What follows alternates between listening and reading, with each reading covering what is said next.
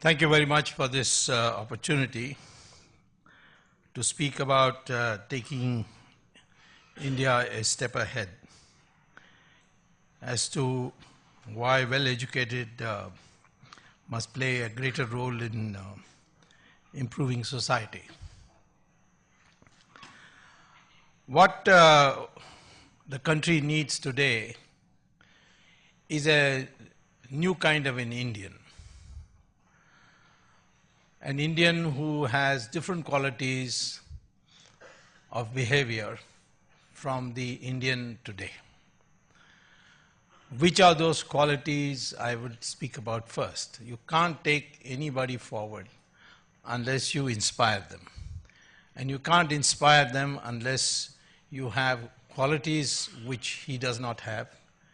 And he thinks that these qualities is something that you should have, and he didn't know about it before.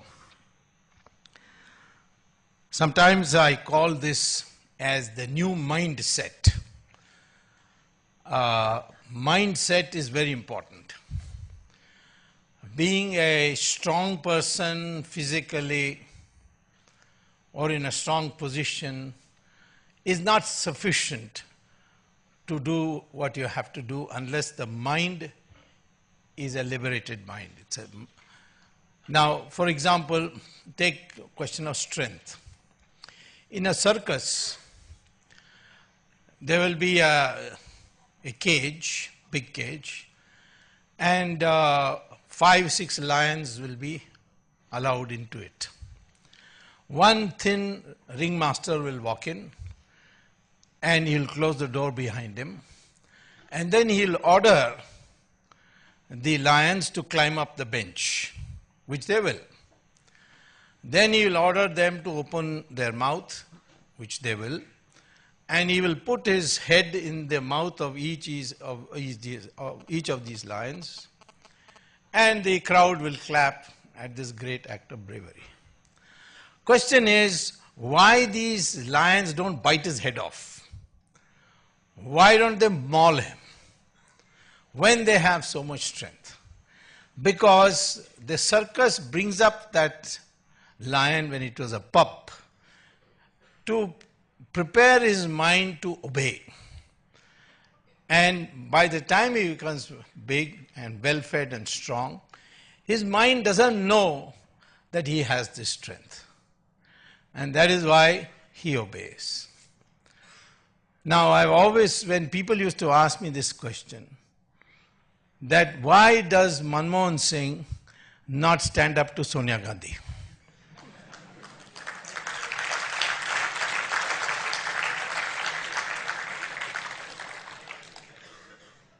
Now, the reason is, and of course, Manmohan Singh in Sanskrit also means lion, by the way. Because Manmohan Singh has been brought up this way, that he must obey. I've known Manmohan Singh for almost 45 years. I knew him as a professor. And he was a man of personal great quality. And that personal great quality was in terms of decency, culture, honesty. But he would never challenge authority. So in one word, he had personal character, but not national character. National character is that character which is necessary for building a new India.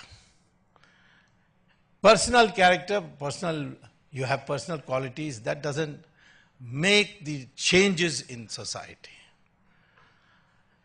Similarly, if your mind is prepared in a certain cowardly way, even if you are in large numbers, you will not be able to defend yourself.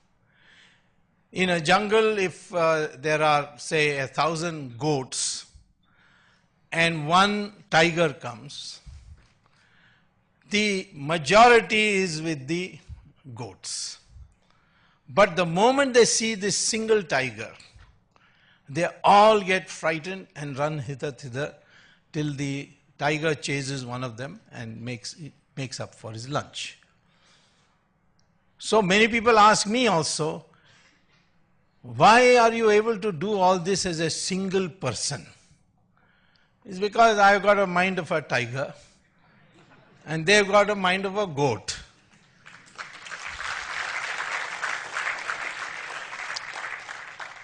So when you want to take this country forward, first you learn to improve yourself. First you learn to be something of great value. We have had in our society such individuals. Take Rana Pratap. He did not lead you to any victory. In fact, he lost everything.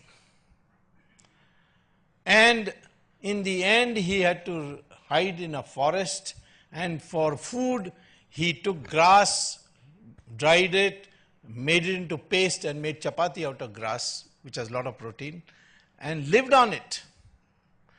All that Akbar asked him for, and Akbar sent his cousin from Jaipur called Man Singh, that accept me, Akbar said, as the Badshah of India, as the Emperor of India, and I will give you back everything, all that you have lost. And his cousin argued this, see how well I am living. But he didn't agree. He said, no, I will not accept him as the Emperor of India. Then his cousin said, you're going to spend all your life eating chapatis made out of grass. What are you going to get out of it? He says, what I'll get out of it is future generations, mothers will name their sons after Rana Pratap, but on your name they will spit. That is enough for me. This is what he said.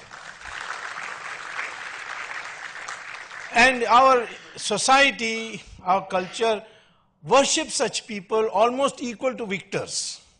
Shivaji was a victor, but his status is the same as Rana Pratap. And Shivaji himself used to say, I am descended from Rana Pratap. And you'll see many other such examples. Rani Jhansi, she didn't lead you to victory.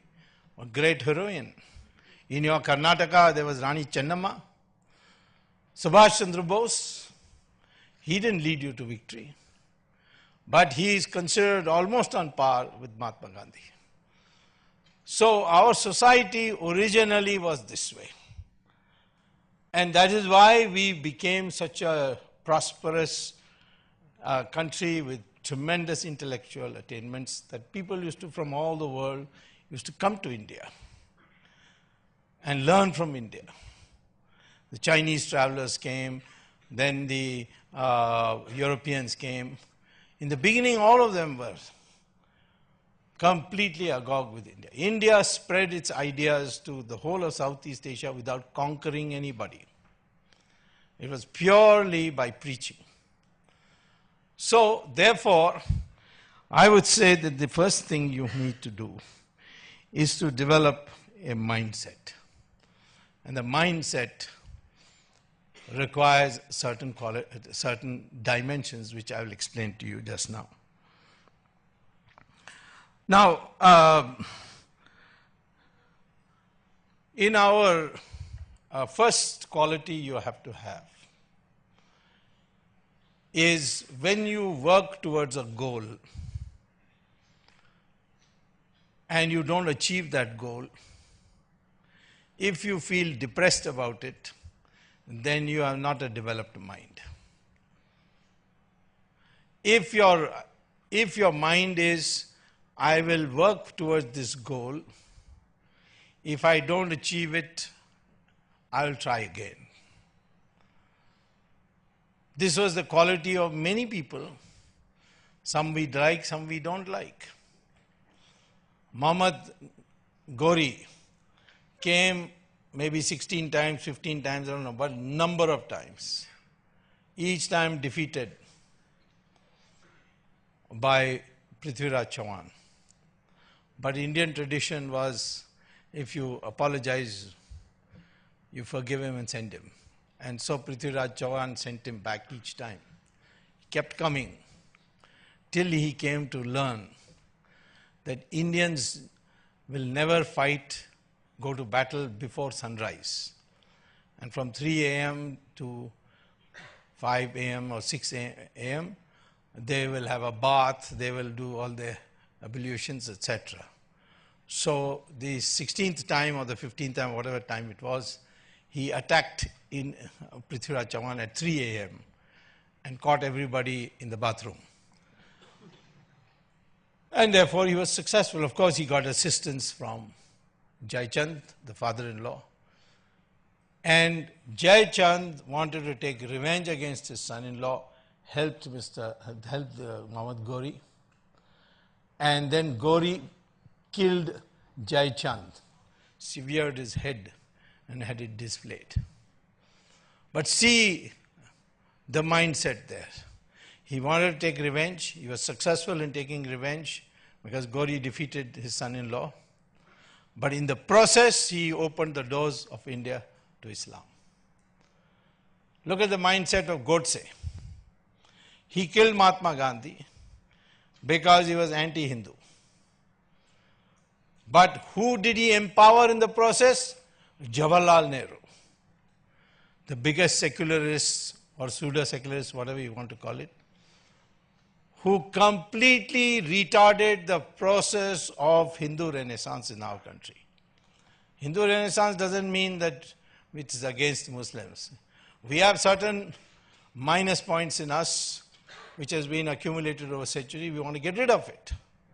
We want all Hindus to think of themselves as one. And incidentally, science supports that. According to DNA studies, all Hindus around the country, whether they are Brahmins, scheduled castes, anything, whether they are North Indian, South Indian, they have the same DNA. You can read the Journal of Genetics published by the University of Cambridge or the University of Texas, Houston, or Mysore University. They all have done studies on this, and the DNA shows that we are all the same. Yet, the British, who understood that this was a dangerous idea, developed this concept of Aryans and Dravidians. There is no such word as Aryan in our scriptures. There is the word Arya. Arya means gentleman only, civilized person. The word Dravidian was actually invented by Shankaracharya as a sandhi of two words, thra and vid, which means thra means three and coastlines. The Bay of Bengal coastline, the Arabian Sea coastline, and the Indian Ocean coastline. Where the three joined together, that whole portion is called Dravid, which became Dravid. But the British converted that into two races. Dravidians were first ruling India, then Aryans came from the Khyber Pass, conquered them, drove them to the south. And they started a whole movement called Dravida Karagam. It means Dravid organization, which said we are a different people. And they decided to do everything different from what the so-called Aryans of the north were doing. We celebrated the Ram Leela because Rama went from Ayodhya and killed Ravan, and Karunanidhi decided to celebrate Ravan Leela. He said he is our God. I did some research on Ravan and found that Ravan was born in a village called Bisrak in Noida near Delhi. Then how did he end up in Sri Lanka? He went to Mansarovar and there he did tapas in the name of Lord Shiva. Shiva then gave him a boon. With that boon he said, which shall I conquer? And he said his cousin Guber had beautifully developed Sri Lanka. So he went to Sri Lanka, captured it and became its king. So for long years, Mr. Karunanidhi was celebrating Ram Leela till I convinced him with documents that Ravan was actually a North Indian and that too a Brahmin.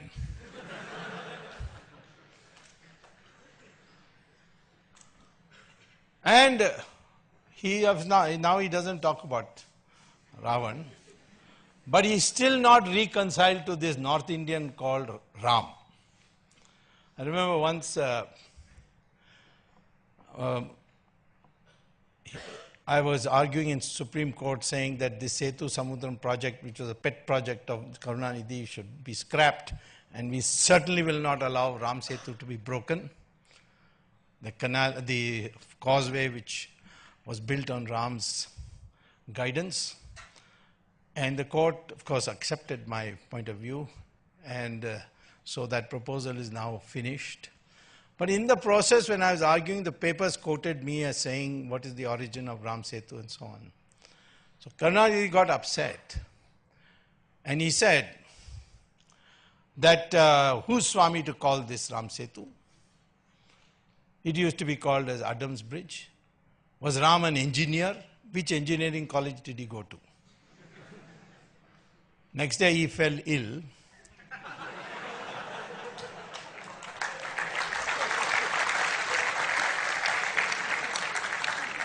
And he had to be admitted to hospital, and the name of the hospital was Ramchandra Medical Hospital.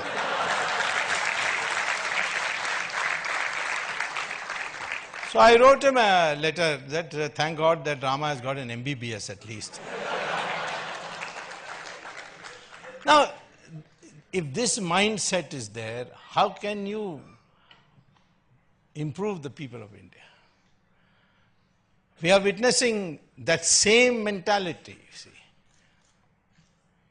in today's developments on the corruption case, where you have mobs coming from Tamil Nadu surrounding the court as if the judge will change his decision because there are all these fierce mobs.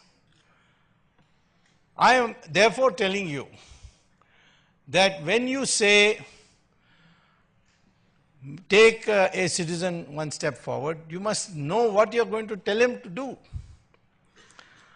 After all, first and foremost is every Indian must feel as one.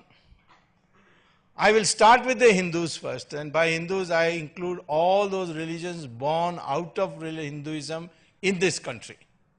They are separate religions. Sikhism is a separate religion. So is Jainism and Buddhism. But they were created by Hindus, and they took another religion. And the core ideas are the same. And some of their gurus fought for us. For instance, today there would not be this kind of Hindu population had not Guru Tegh Bahadur refused to submit to Aurangzeb. And what hell he went through. He saw his own disciples being sawed into two. And then ultimately his own head was chopped and put in Sisganj.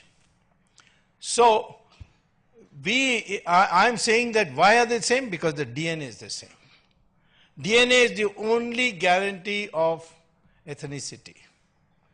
When people say Sri Lanka has got an ethnic war, no, they are Tamils and Sinhalese. Sinhalese came from Bihar and Orissa, and Tamils came from Kerala and Tamil Nadu. So we are the same people, and I tested this once. I've told this in many, many meetings. When Raj Thackeray was saying that Bihari taxi, UP taxiwalas are taking the jobs of us Marathis and was smashing taxis. That time I asked a friend of mine, you are known to Raj Thackeray, can you get me a sample of his hair? Because you can test DNA through your hair or your skin or blood. So he said, yeah, I go to the same hairdresser as him. So I'll bring you. So one day he brought me a bottle of his hair. Then I paid 100 rupees to a taxiwala and said, can I take a sample of your hair? He thought it was a little nuts, but for 100 rupees he was willing to do it. And I sent it to a Hyderabad laboratory, microbiology laboratory, and the results came out that both the DNA of Thackeray and the taxi driver was the same. And I announced that in the public meeting that Thackeray also came from UP.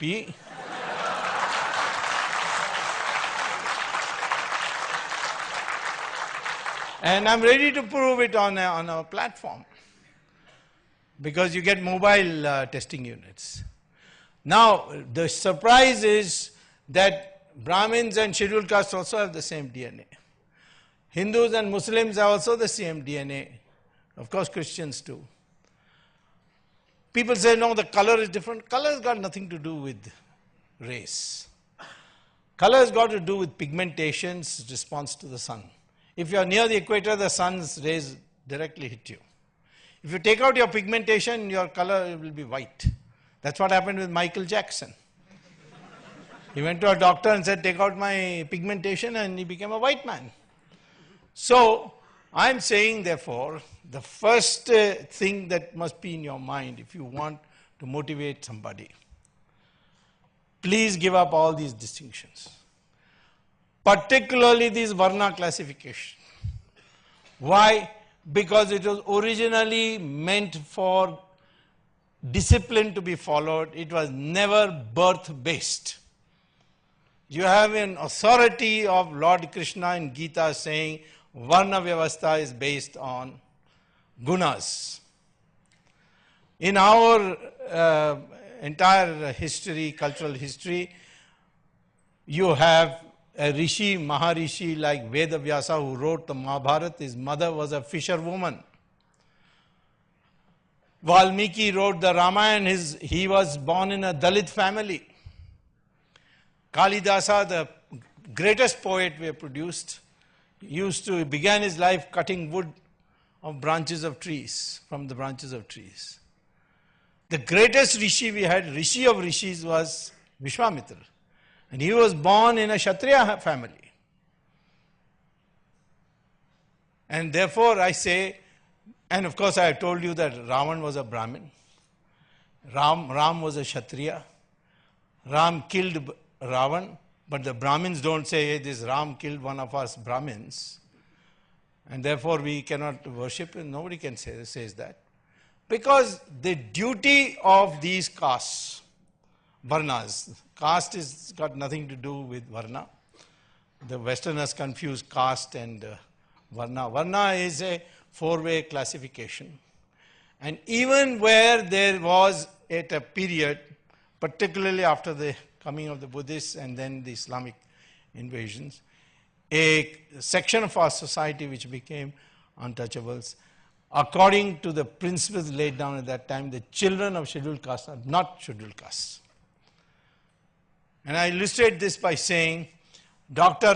Ambedkar, he went to Columbia University, 1916, scheduled caste person going to Columbia University. Remember, Ambedkar was not his name. His name was Mahar. Last name was Mahar.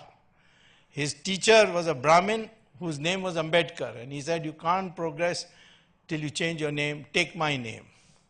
That's how he became Ambedkar. He went to Columbia, wrote a PhD in economics. And his thesis, by then contemporary standards, is top class. Then he went to London, got a law degree, came to India, piloted the Constitution, Constituent Assembly, the Constitution, draft Constitution, became a noted jurist. And people in Congress party call him Bhimrao. They never gave him Bharat Ratna. It was the Janata party which gave him the Bharat Ratna. Jawaharlal Nehru went to Cambridge and failed. I don't think any Nehru has passed an exam.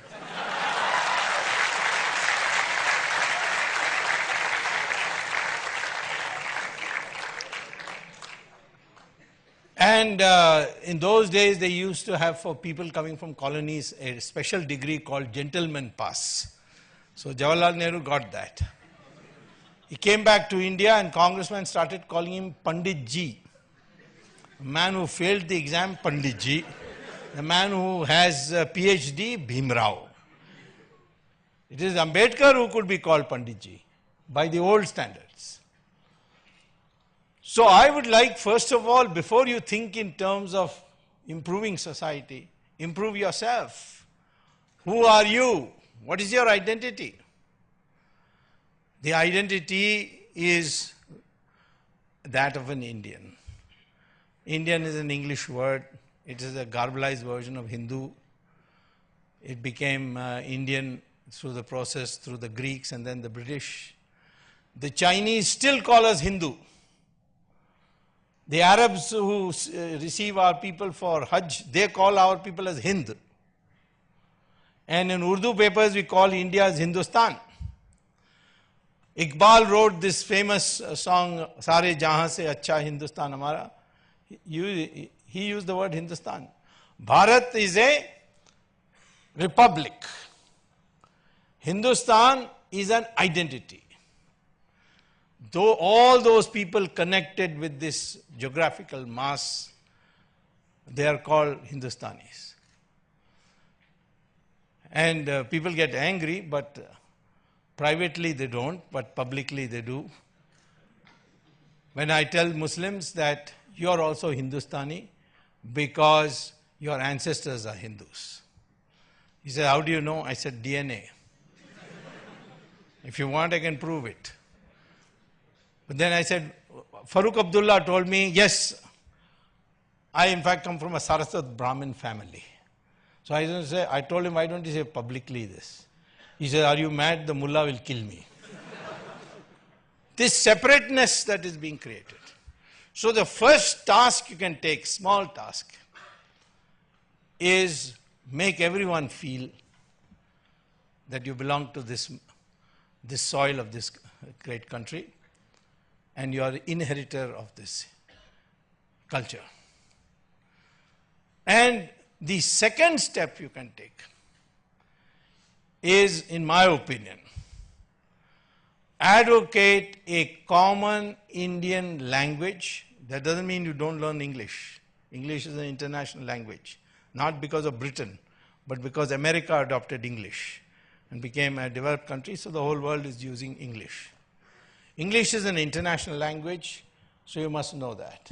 Your mother tongue, you must know. If it's Kannada, Tamil, or whatever. And a third language, with the time being, can be Hindi. But its vocabulary should become more and more from Sanskrit. Why? Because Sanskrit words are there in every language of India.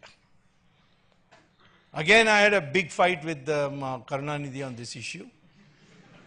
He said Sanskrit is a foreign language. Original Indian language is Tamil.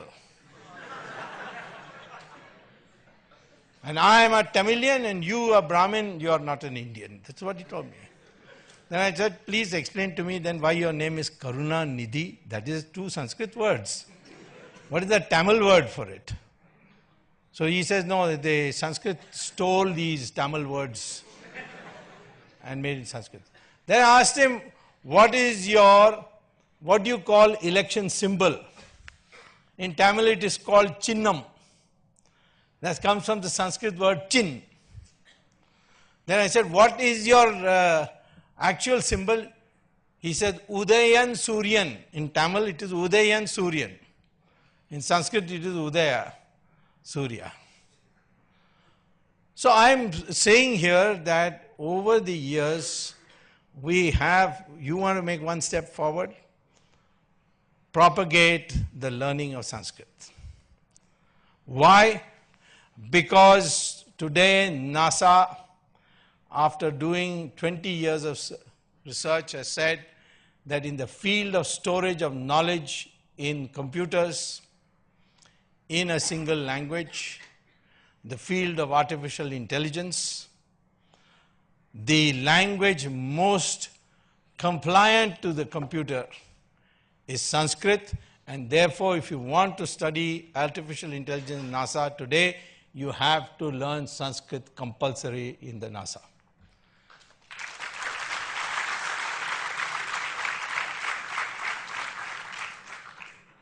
Tamil has 40% words in common with Sanskrit. Kannada has 65%.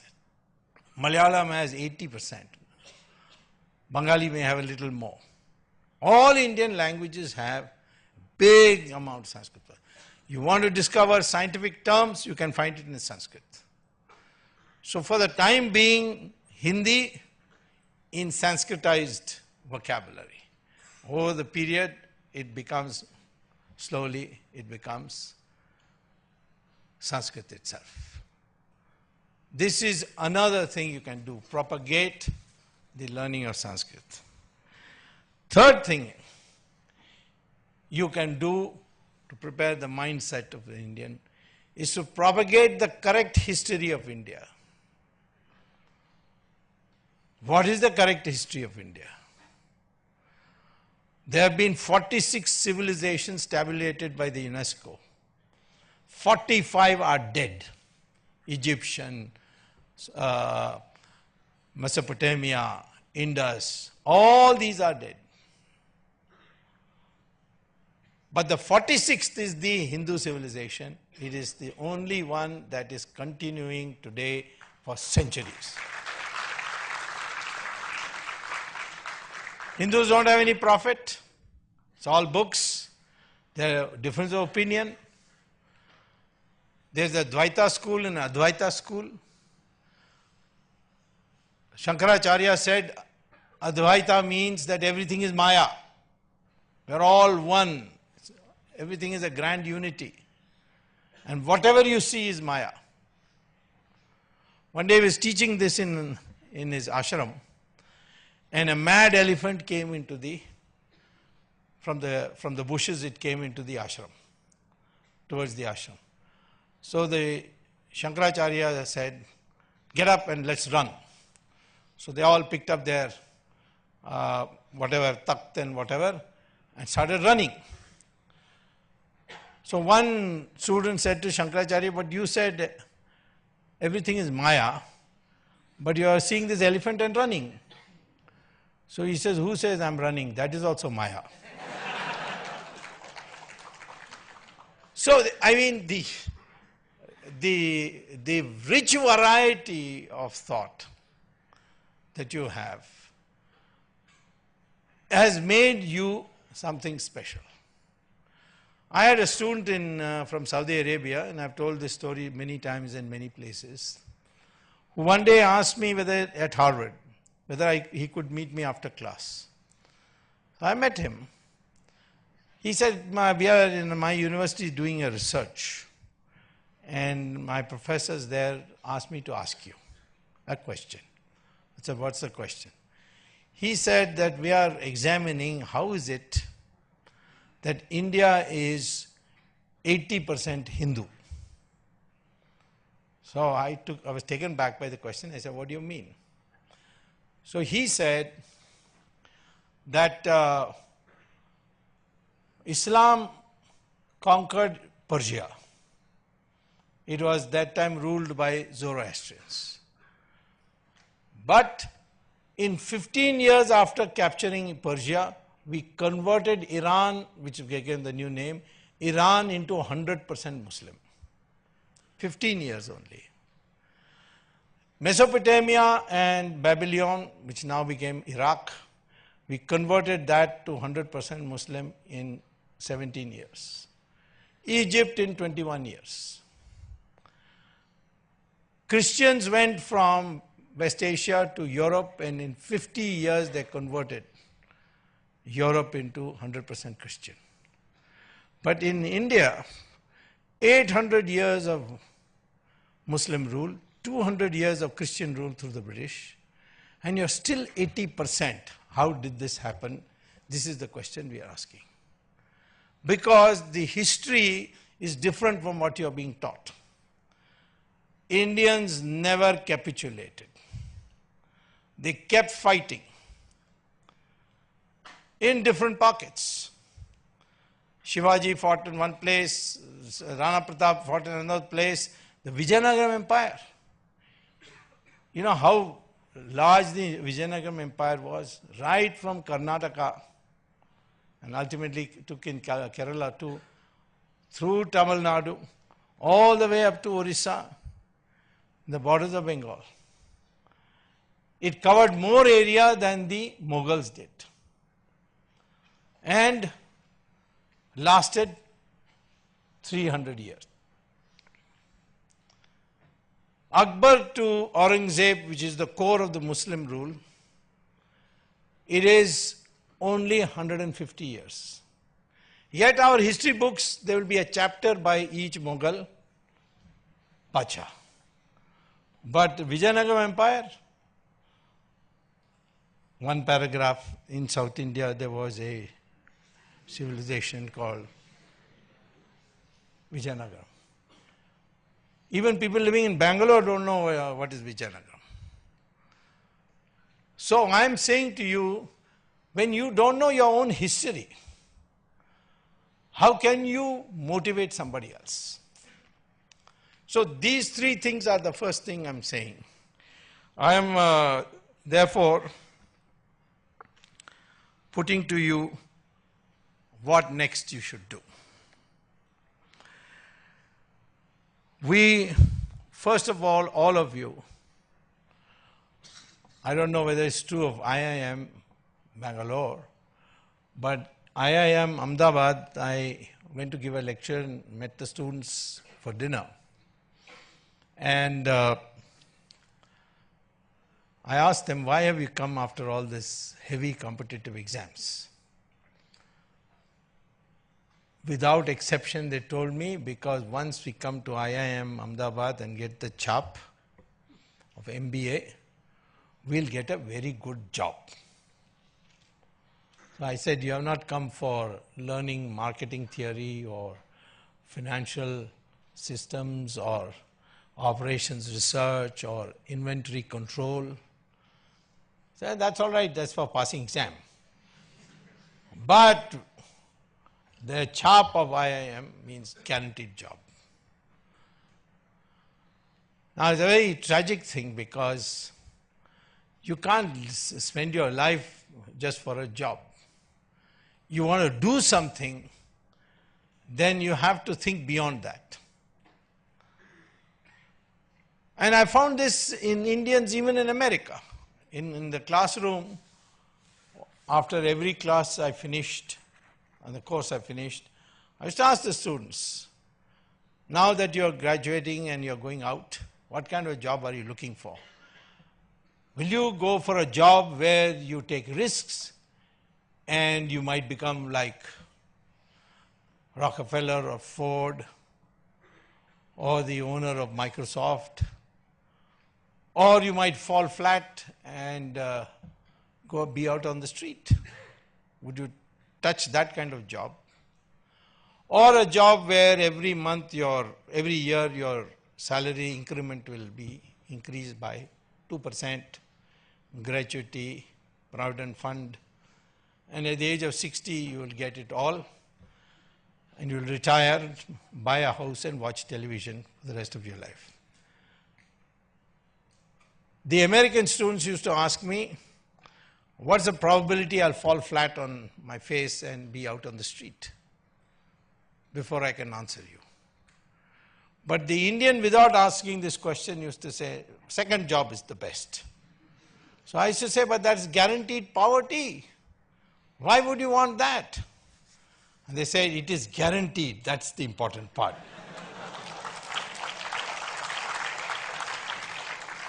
This craze for stability is what is the most dangerous. So first thing is, want to motivate somebody, teach him, encourage him to take risk. Not wild risk, but risk. You can never tell. But you can take risk only if your mindset becomes different. And there, I don't know about other religions, but I do know that Gita teaches you how to be happy. How to do something without suffering for it.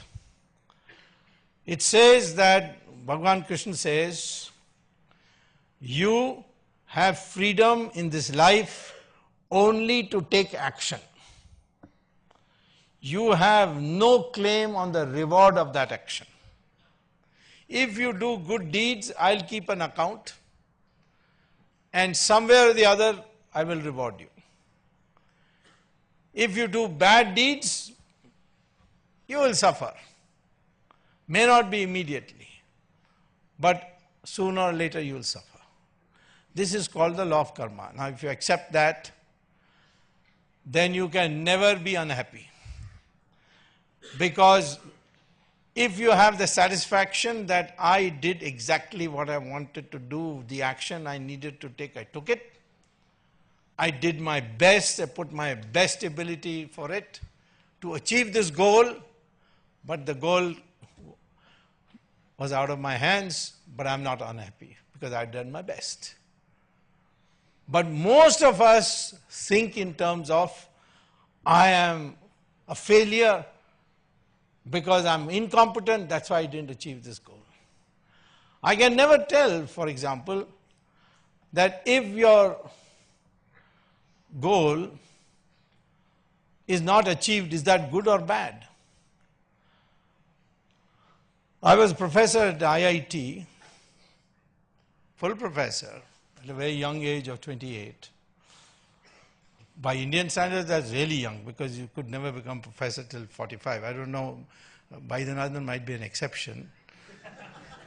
But generally people become, it's a slow process. But I had already been professor there, so they had to make me professor here. Within 1 year, Mrs. Gandhi took the other Miss Gandhi, not this one. This one also has taken a dislike to me. She also took a dislike to me. I wrote a book against the Soviet economic system. I said, you will always grow at 3.5% per year if you have Soviet economic system. Bring in the market system, you will grow at 10%, which as a minister I was able to do. Later on, some 40, 30 years, 25 years later.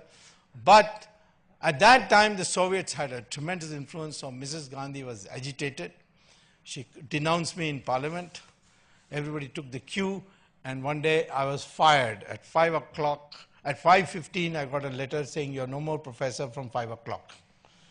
I went and told the director, how can you dismiss me like this? This is not a dukan that you can send out a chaprasi whenever you like.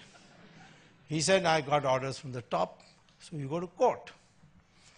I went to court, but I didn't get immediate relief. For 22 years I fought in court, and I won after 22 years. And the IIT had to return all my back salary for 22 years.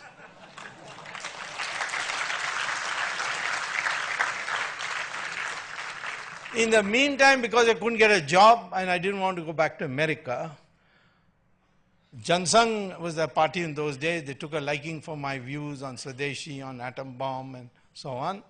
They sent me to Rajya Sabha. And thereafter I came to Lok Sabha when the Janata came. And then I was nominated by the government on the board of governors of IIT Delhi, the very body which dismissed me.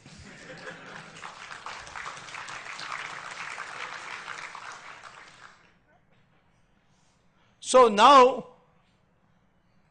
if I was a normally brought up person, I would have been upset that I lost a professorship. But today, I feel that's the best thing that happened to me. So I would like to tell you, please work for a goal. Please put your best. Teach people that. But don't be disappointed if you do not achieve your goal, because that is not in your hands. So says Krishna in Gita. Now you'd be surprised that the corporate world today in America is begun to teach this philosophy to its executives. Why?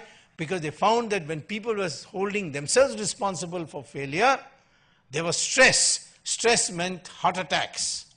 They were losing a lot of good executives at the age of 45 and less. So ultimately they came to this. You go to Sri Sri Ravi Shankar's ashram here in Whitefield. How many foreigners are there? All rich foreigners. Why? I myself asked some of them, why have you come? They said, well, we made a lot of money, but we are not happy. And what Sri Ravi Shankar says, now we know what happiness is. And what does Sri Ravi Shankar says? That results are not in your hands. And that has made them happy.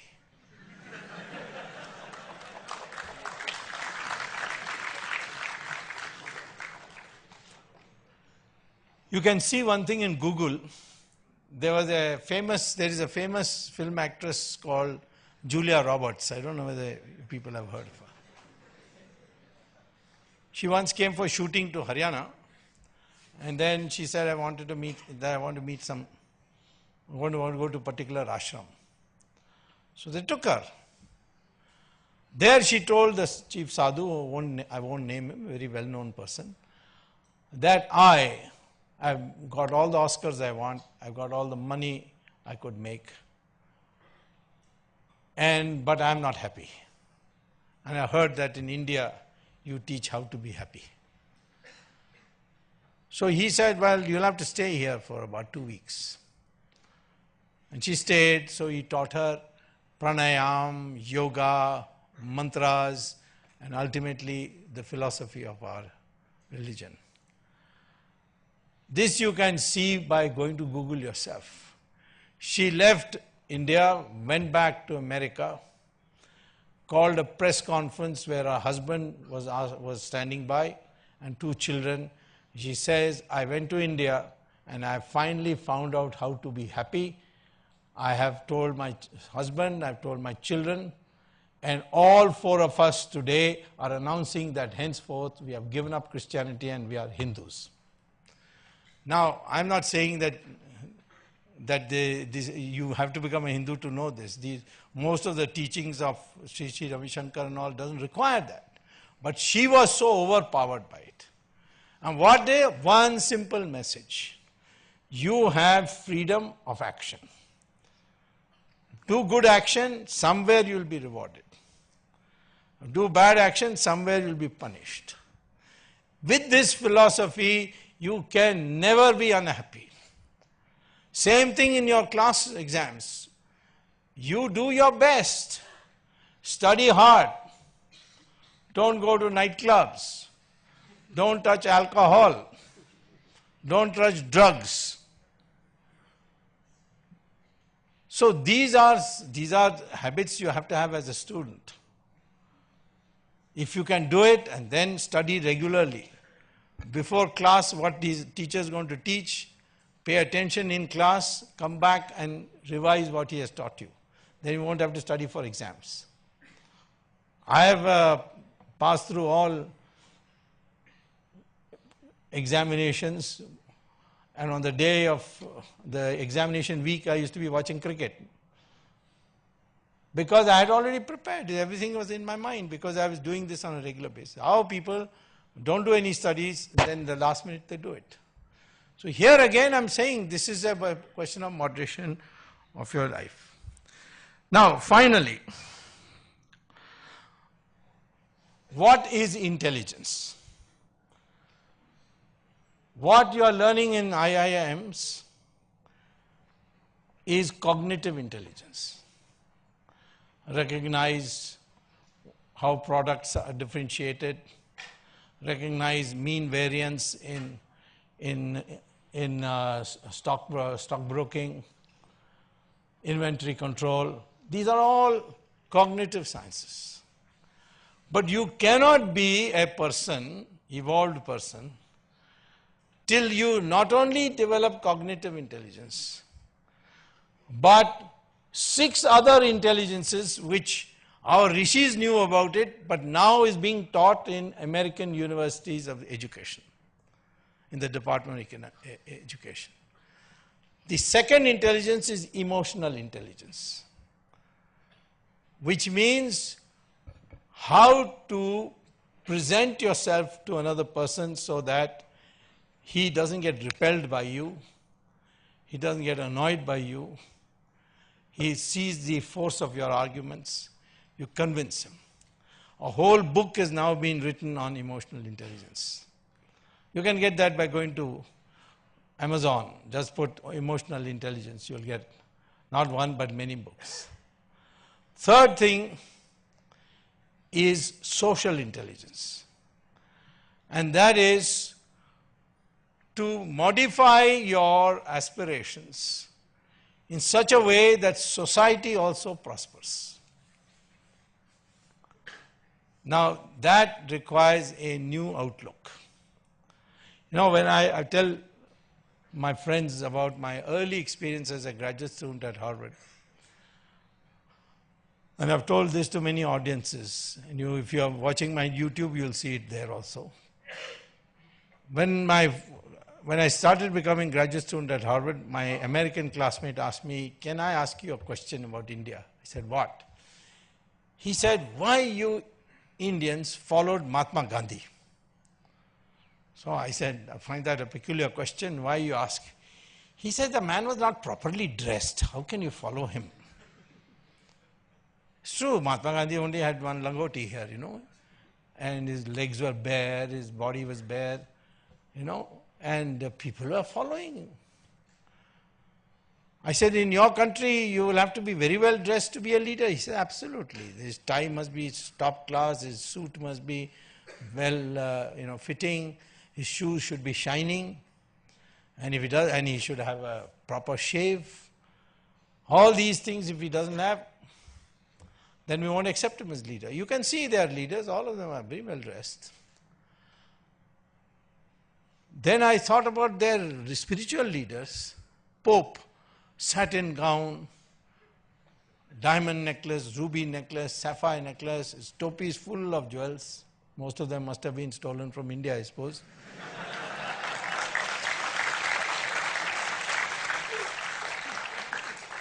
So, but look at our gurus. They are one bhagwa kapda, that's all. There is Ramdev or there is Swami Dayanand Saraswati in Coimbatore or Sri Ravi Shankar. All of them so simply dressed. So, what is it then about India that people you revere so much are not properly dressed by Western standards? In fact, I used to say when Chidambaram used to go to attend IMF, that be careful, don't go in this suit boot because they may mistake you for a butler or a waiter in a 5-star hotel. I'm very pleased to see Modi dressed like an Indian. So, I'm saying, what is it that about our culture that Mahatma Gandhi, Jayaprakash Narayan, and most of us in politics are very simply dressed, whereas not in the West? What is it about our Dharma, our religion, that these sadhu sannyasi, highly revered, have just a bhagwa cloth around them? Then you go back and you see that there was a division of labor. That if you want to aspire to the highest social status, that cannot be done by wealth acquisition. It can be done by sacrifice and knowledge. If you have knowledge and you propagate knowledge and you have sacrifice, then people will revere you and listen to you. So these gurus, they used to live in a hut in the ancient days. They had no property, no weapons. But the Raja himself used to go to him. In our system, the Raja was not the policy maker. In the Western dynasty system, there the Raja could decide when to go to war, whose head should be chopped off, but not in our system. The Raja's job is to defend the country. But the policy will be made by those who think. People who made money, nothing wrong with it. But their social prestige came only when they gave more than they needed, that portion of the wealth which was more than they needed, to the society. Philanthropy.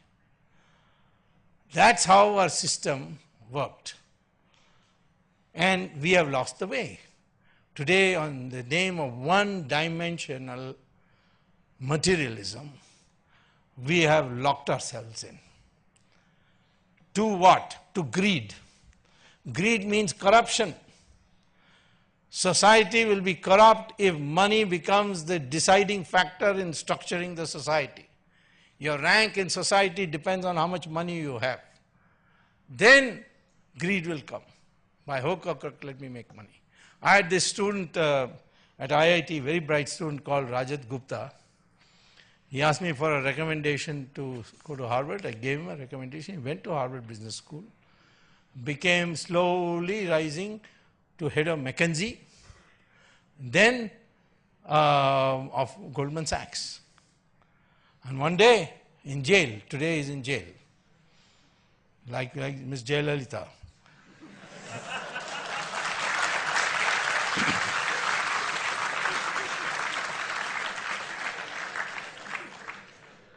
And in one sense,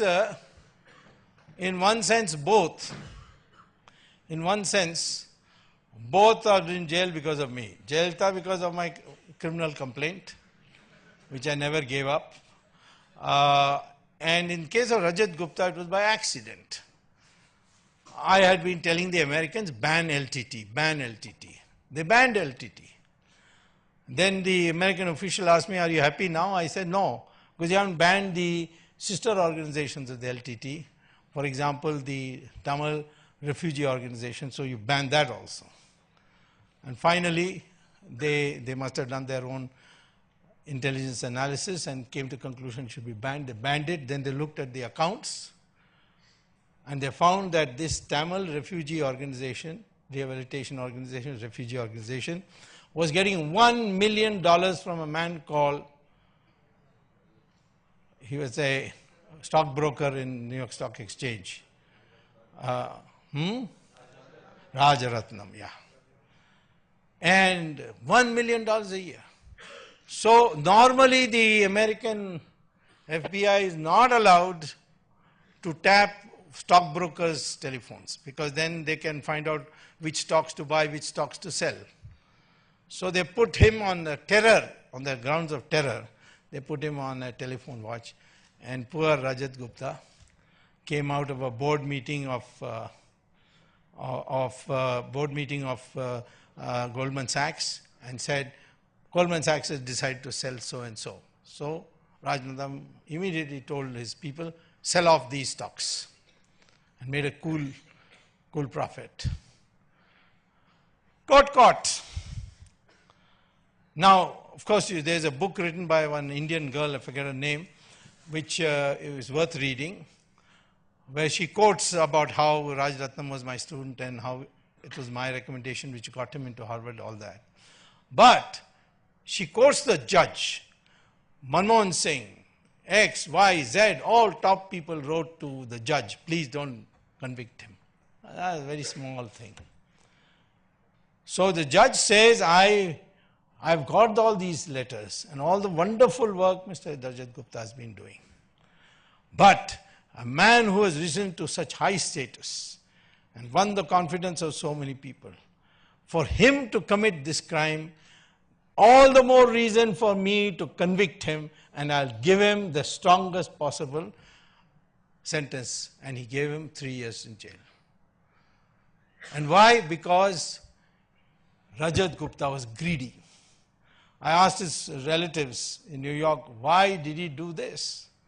And they said he wanted the maximum number of zeros after one of all Indians. He wanted to be the richest Indian abroad. What is this? This is greed. And therefore he became corrupt. Now, I think therefore you must understand that if you want to create a new society, work, make money, all that, but up to a point. After that, society. In that, you pick and choose what you can do. If you can give scholarship to one person, that itself is a big thing. If you can donate to a school, big thing. If you can collect all your alumni and start a university, even better thing. There's so many things to be done. We can't rely on the government to do these things. It has to be done by individuals. And then only our society will grow. Our society As that's why our religion has grown despite there being no pope-like figure, no church-like institution, no book-like Bible or Quran. And yet this religion has continued for centuries and centuries because it is interlocked by arguments. And that is the greatness of this society. Why we are today a democratic country is because of this tradition built into our cultural ethos and religion. So I am telling you, you got a huge future ahead of you because India is going to grow very fast. It's only a year or two. After that, we'll start growing at 8, 9, 10, and may even go up to 12. You grow at 12% per year for just 2 decades, you're in the American League. You find new innovations like hydrogen fuel cells for automobiles, electric power from thorium, shale oil. All these things, they are all open to you. India will be transformed. But then you must be a new Indian. That is the thing. You know, Japan is a very prosperous country, but the Japanese psyche has completely been dented. It's not considered a power today. I mean, Chinese are not that prosperous, but the mindset with the Chinese demonstrates that is the strength of China. Same thing with the Americans. The inventiveness, the innovativeness, their readiness to accept the other person's argument if he is convinced by it. These are things which have made them a different people. So today, you audience rather, people like you constitute 70% of the Indian population. Or rather 70% of the Indian population below the age of 35. And this is the most research-minded section of our society. And it is this which can transform the Indian situation. We have seen in our society changes which we may not recognize. In the 70s, it was railway reservations was a huge headache, I know it. You couldn't get a ticket without bribing the ticket counterman, the ticket collector, the station master, and you could change your waiting list up and down. Today it is vastly reduced. You can find out your position from a SMS. And corruption has come down very quickly. Therefore, our society is capable of this change. We have seen, be the agent of change, motivate others for change, be risk takers, but that risk should have sanction of those who might be affected by your failure. If your wife, if you get married, please keep your wife in the picture. Or if the wife is the entrepreneur, she should keep her husband in the picture. So we are a society where both men and women are equal. So you see the competitive exams, it looks as the women are going to overtake the men. Huh? You be careful of this for the future. And this is also a tradition, because in Brahma's cabinet, the 3 most important portfolios are held by women. Defense, Durga; finance, Lakshmi; education, Saraswati.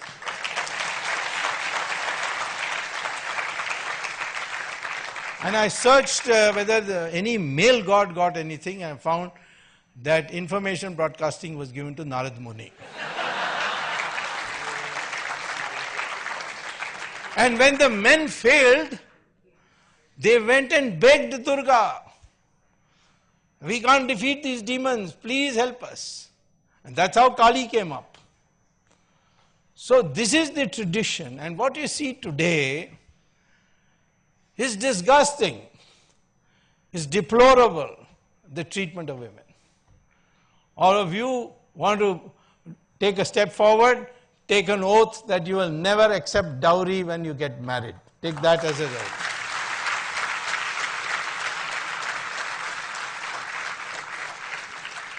So all this country today needs is social change. We have demonstrated our capacity everywhere in the world today collectively to think as Indians and think in terms of problem solving. This is the most important contribution you can make to remake India as world number one. Thank you very much. Thank you for such an engaging speak, sir. I think all of us were spellbound for the last hour and a half. Our audiences had some questions they would like to ask you. So you broadly touched a lot of themes that they asked us about, so we'll try to cover themes which weren't covered. So you spoke about corruption, about how one can avoid being corrupt. But as I think a lot of us admire your determination in going against corruption, what is the biggest hurdle you have faced and what keeps you going? Corruption is like a cancer. Look at the things, I'll try to make it as short as possible. It's a big question, but I'll try to simplify it. First of all, because of corruption, you get substandard products. Your roads are terrible. Why? Not because you can't build roads. We build the best roads in the world. You go to Nigeria, go to Malaysia, you go to Iraq, we built the best roads. And even in India, where the corruption is not there in building of roads, they've done wonderfully. From Delhi to Noida, it looks like a highway from America. Or this Taj Expressway. And that was built by Mayawati. That's really something, you know. So, you get substandard products. That keeps me growing. I want the best quality that money can buy. So I don't want adulteration. And there's adulteration in all along the way. And you can't do anything about it because the people who are to prosecute you themselves are corrupt. And therefore the process gets, everybody says, chalta hai. Second thing, when you have black money, what do you do with it? Partly you send it abroad. Partly you use it in your country to build houses, luxurious houses, build, buy all the fancy equipment that you need in the house, every room having, including the bathroom, having air conditioning, that sort of thing. And what is the impact of this? The rate of return of these industries start going up in relation to the common man's goods production industry. And therefore, the investment moves out. Why should the investor thinks, why should I be making common man's goods? I'll make all these luxurious items where I'll get 25% return. And today, 70% of our investment is directly or indirectly going into luxury production. What a lopsided investment priority for a country with so many poor people. Third thing is that corruption,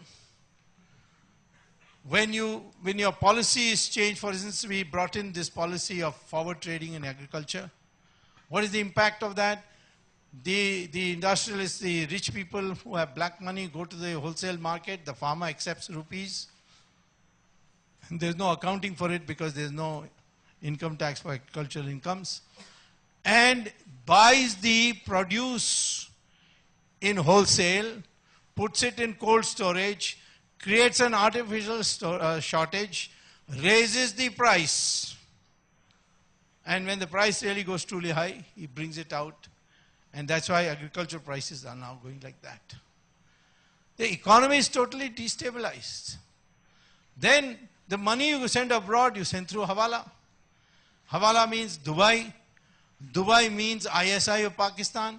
No Hawala agent can send your money to Switzerland and other places unless he gives the full data to the ISI of Pakistan. Where you put in money, whose money you put, and in what is the password for that account.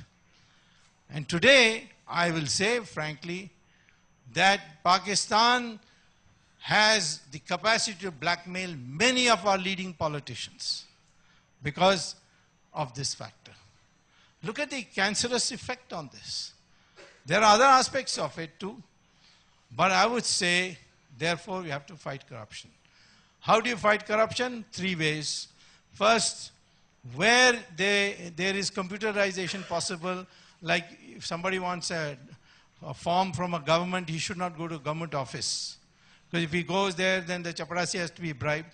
Then he has to be told, go and wake up the Saab. The Saab needs another 100 rupees to wake up. Money goes this way. If you can bring it down as a downloaded printing, you can reduce it. They did it with railway reservations. Second is, catch the big people and throw the book at them. That's the American way.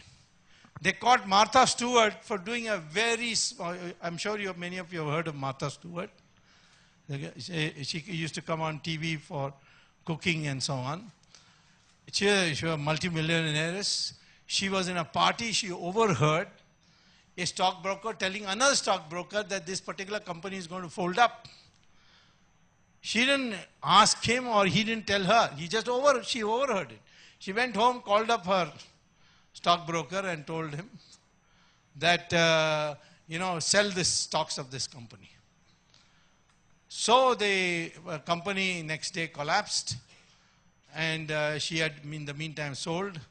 And then the investigators started looking at who are the people who sold out in the last minute and found Martha Stewart's name.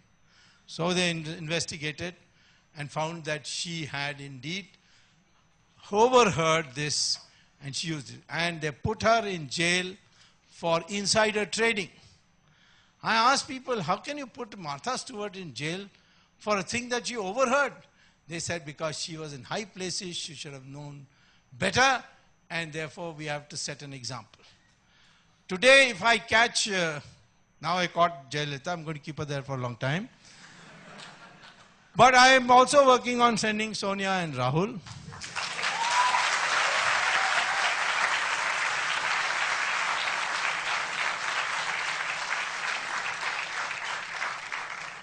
Hopefully by Christmas.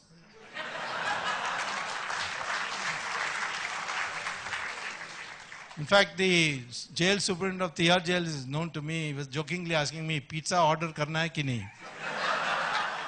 Anyway, I catch these people, people get scared.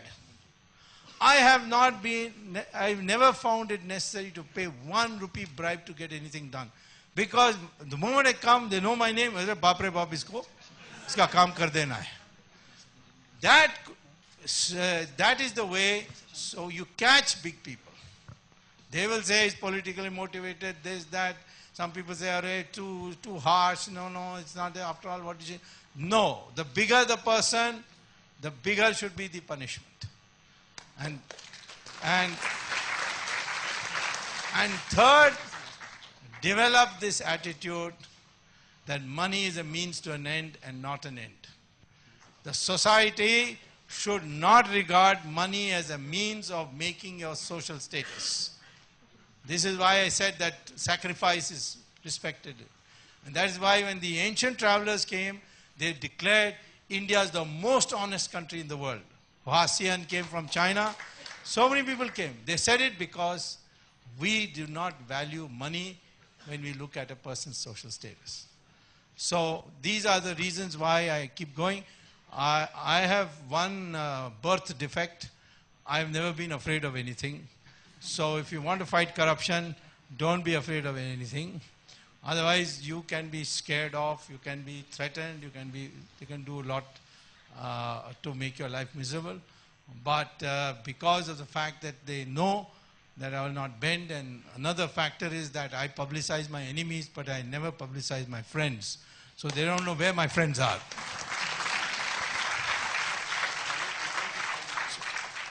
Next question. So I think in the interest of time, we'll make this the last question. Yeah, you can send me an email. Sure. So another question was on the power of social... Don't send me a female, send me an email. Yeah, so there tends to be a lot of things that go viral, and it's very easy to be perceived as incendiary. So as someone who has a very strong social presence, what do you think about the influence of social media? And part 2 is, how do you moderate social media? It'll moderate itself. You don't attempt at moderating. But I I think that, you see, one of the things I found with social media is that whenever I wanted a document, I would say, I would call them patriotic tweetbles. PTs, can you find this? And within less than 6-7 hours, somebody would tweet where the document is. I wanted to know which is the summons sent to Narendra Modi. By the way, that summons is all useless. Huh? I've studied the law once. This mental case called Karthi Chidambaram, son of P. Chidambaram. He went into Singapore and filed a defamation case against me. So a summons came. People say, Babre, don't go to Singapore because they're, they are very ruthless, those courts. So I looked at the law and found that we have in our Civil Procedure Code a provision where the Indian courts can tell the foreign courts, mind your business, we are staying it, you don't get into this. Where something can be prosecuted in India, the Indian courts have a right to tell the foreign court, mind your business, we are injuncting you from proceeding further, and they have to listen to it. So I have suggested that the Attorney General goes to an Indian court and tells the American court, mind your business, this is a Gujarat affair, we can manage it here, we got courts to do it, and we are injuncting it. So I'm saying, therefore, that I was on what issue? Your social media issue. Therefore, I'm saying that I got a copy of this summons within 3 hours.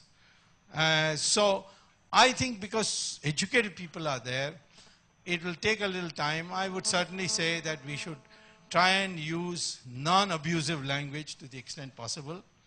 But there are also people who are put in there to irritate you, develop a thick skin, and block them if necessary, but use as much as possible civilized language. It is the medium of the future. Just like television has put the print media in trouble, social media will put television in trouble, I can tell you. We would like to thank Dr. Swamy for accepting our invitation and telling us how to take each Indian a step ahead. One important takeaway, among others, is to make everyone feel that they belong to the soil of this country and feel they are inheritors of the Indian culture. For us students in particular, we learned how to not be disappointed in life, and we also learned about other intelligences like emotional and social intelligence. Thank you so much, sir. We would like to present to you a small token of our gratitude.